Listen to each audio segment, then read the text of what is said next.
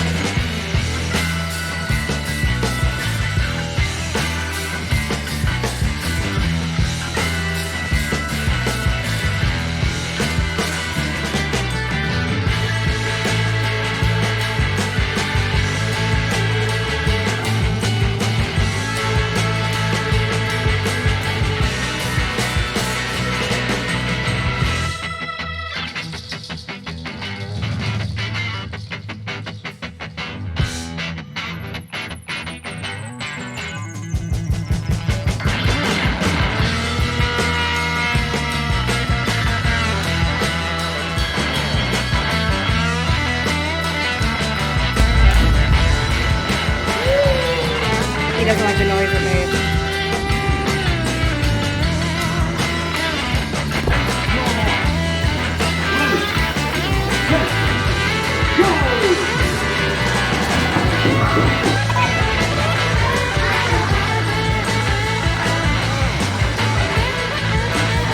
You're okay, Jen.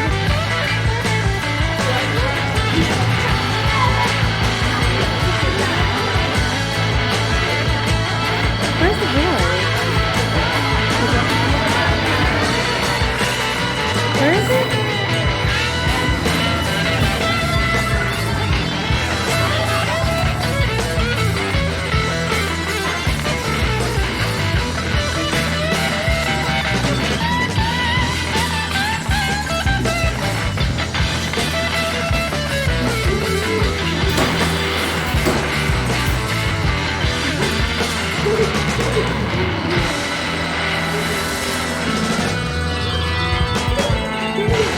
Here it comes.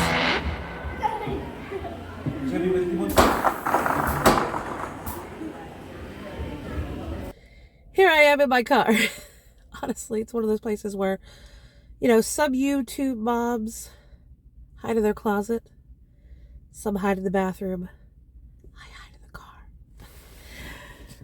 It's a quiet place. It's a secluded place. I like it. So I wanted to close out the Tom's birthday vlog. I hope I did a good job this year. He seems happy. He said in my car, and I was like, I hope you feel celebrated. And he's like, I do. Not with that much enthusiasm. It's my husband. Honestly, though, I have noticed such an improvement with his overall mood presentation. Like, he's more fun, more lighthearted. And I was trying to explain to him because he was like, what do you mean I'm more fun? Like, he's always been kind of fun, but he's been, 2022, he was very moody.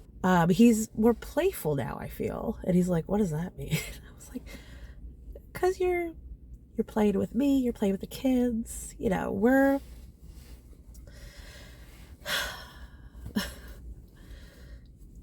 His love language is touching. And not even just, like, illicit touching, but, like, just touching. He wants to be touched.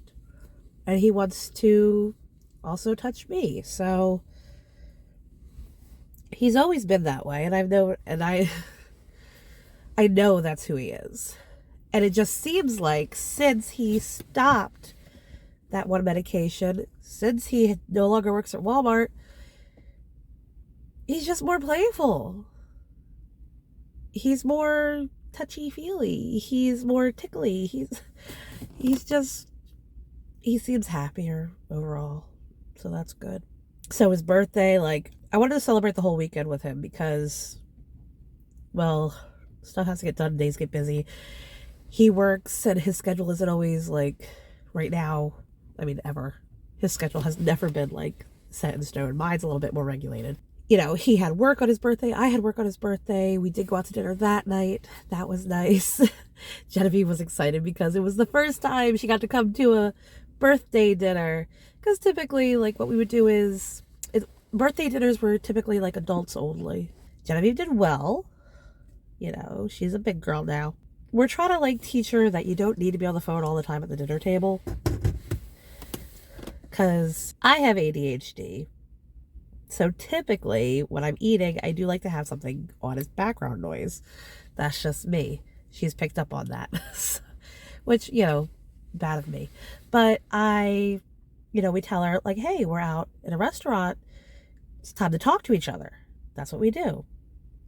She lasted for a little bit, but then she was kind of getting like antsy. And I didn't want her to upset him. So I was just like, here, fine, have the phone.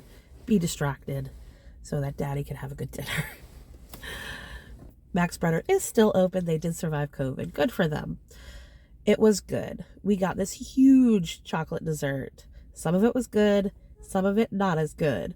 But it was, you know, his birthday. So I figured, whatever you want, that's what we'll get. It did not cost as much money as I thought it would. I don't know why. I knew it was going to be over $100. But I don't even think it was that. It was way less than what I anticipated. That's all I'm saying. Now, maybe it's because it was just 3 of us and she's a child and she doesn't eat as much as the rest of us. We didn't get like alcohol. We got hot chocolates because it's the chocolate restaurant. So we got hot chocolate. So we had drinks, sort of. And we had an appetizer and we had our main course and we had dessert. So you think, you know, we had the whole spectrum. Would have been at least, you know, maybe almost $200, but it wasn't. So if you're looking for a chocolate restaurant that I think is reasonably priced and kid-friendly, it's in Philadelphia and New York. Max Brenner. Definitely recommend. And then the next day, I was like, well, you're off, I'm off, the kids are off. What are we going to do? Let's, you know, I wanted him to pick something. And he was like, I know it's kind of expensive, but I love it. And I was like, what is it? He was like, Franklin Institute. And I was like, okay. So I looked it up. For me and him would have been $25 each. For the kids, it's $21. Not a big kid difference. Granted, it is a very kid-friendly place. I bought the tickets, came up to about $100 for us. We went there. We parked in the Franklin Institute because parking around there is really weird because you're like, you know, you're right around where the Parkway is and then the Art Museum, which that's my favorite museum in Philadelphia. I gotta take Genevieve there one day. But we went to the Franklin Institute. It was open until like 5 and I didn't expect us to stay the entire time, but we did. We got there at like 11 and we stayed until they were closing. We didn't have the leash for Sebastian because we have like a wrist leash for him because he's a runner. At first I was like, oh no, we forgot the leash, and he's like, it'll be fine. I'm like, no, it won't. I know our son. No, for the most part it was a pretty good moment. He did stick with us mostly. I still would prefer to have the leash with him. Just because it's a safety thing. Even if he is behaving, you know, there's always that he's 4 and on the spectrum. So he has a lot of things going against him as far as impulse control goes. We went home. I made dinner. I shouldn't have done that. Going into Philadelphia and spending the entire day there is an event that either I need to plan a really easy dinner or I need to plan for us to have takeout because it's exhausting. Because usually if you're going to Philadelphia, you're going to be walking around a lot. At least that's the kind of day trips to Philly we take. The plan was to make him his cake and also have it that night. I should have made the cake like Friday night because I made the cake Saturday and it wasn't ready. Oh yeah, I was a psychopath with that cake. It was a recipe from King's Flour, I think. It was for a pumpkin cake. It said put in like a tablespoon of pumpkin pie seasoning. Not seasoning, pumpkin pie spice. I don't know how old our pumpkin pie spice was. We've had it for a while. It was like one of those little McCormick containers, the really stout ones. And we've had it for a while because typically I don't use it. I usually just combine the ingredients that we have to make pumpkin pie spice because we have everything that goes into pumpkin pie spice. So I don't even know why I bought it in the first place. Probably for a recipe.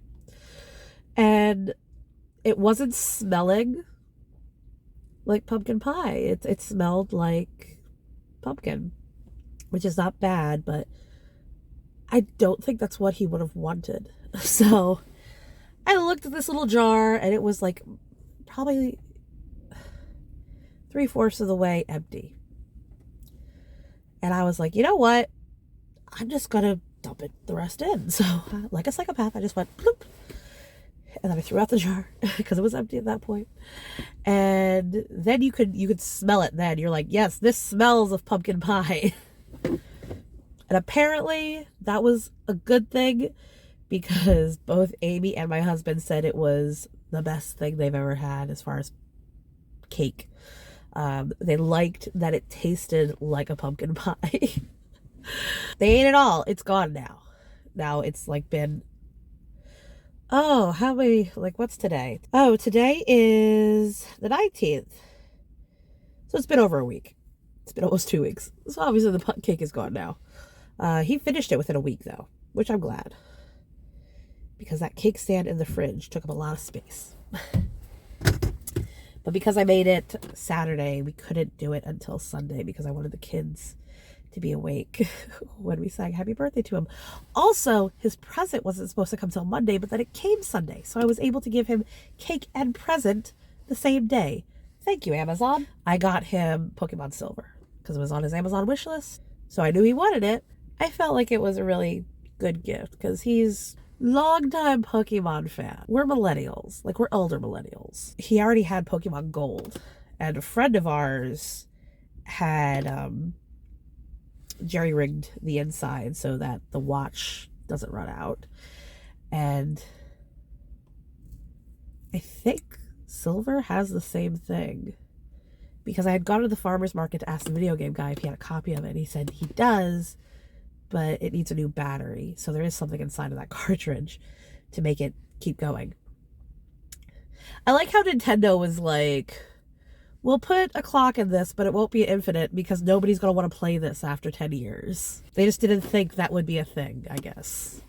My 37-year-old husband still plays with his Game Boy. And right now he has Pokemon Gold, Silver, Blue, I think Red, and another one because he had 5.